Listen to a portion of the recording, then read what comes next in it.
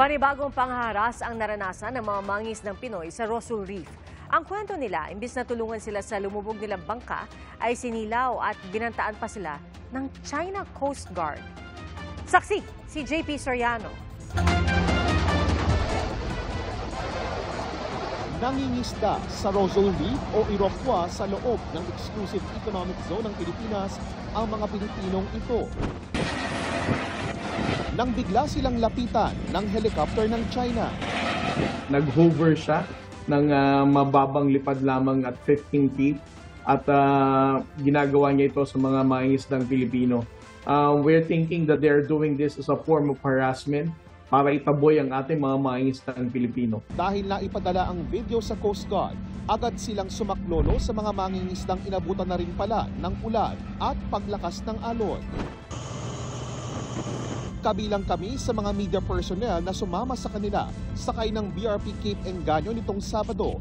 Kasunod ang BRP Melchora Aquino, isa sa pinakamalaking Philippine Coast Guard vessel. Pero di pa man nakalalayo sa Palawan, ay sinundan na kami ng Chinese Coast Guard vessel na ito pasado alas 5 ng hapon.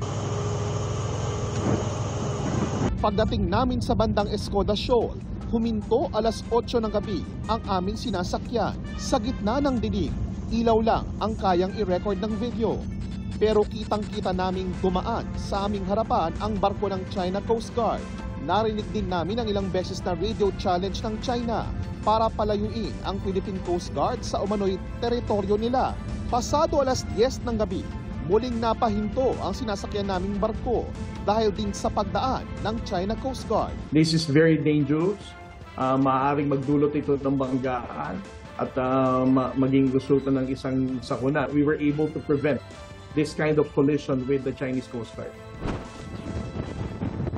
Pagputok ng liwanag, namataan namin ang ilan pang Chinese vessels. Natanaw na rin namin ang mga Pilipinong mangingisdang 2 linggo nang nasa Rosul Reef. Mag-aalas 8 po ng umaga, December 1, at matapos nga po ang magdamag na pagbuntot at ilang beses na pagpigil ng China Coast Guard sa Philippine Coast Guard vessel na ito, ay narating na rin po ng PCG vessel ang bahaging ito ng Iroquois o Rosul Reef. Nakabantay pa rin ang China Coast Guard habang isinasakay sa mga inflatable boat ng PCG ang mga kababayan nating mangingisda.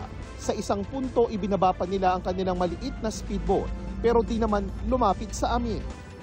Ang China Coast Guard tinawag na iligal ang pagtitipon ng mga sasakyang pandagat ng mga Pilipino sa Rosul Reef kaya gumawa sila ng kaukulang hakbang.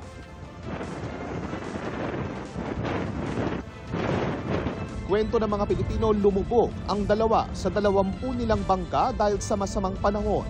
Pero hindi sila sinaklolohan ng mga Chino.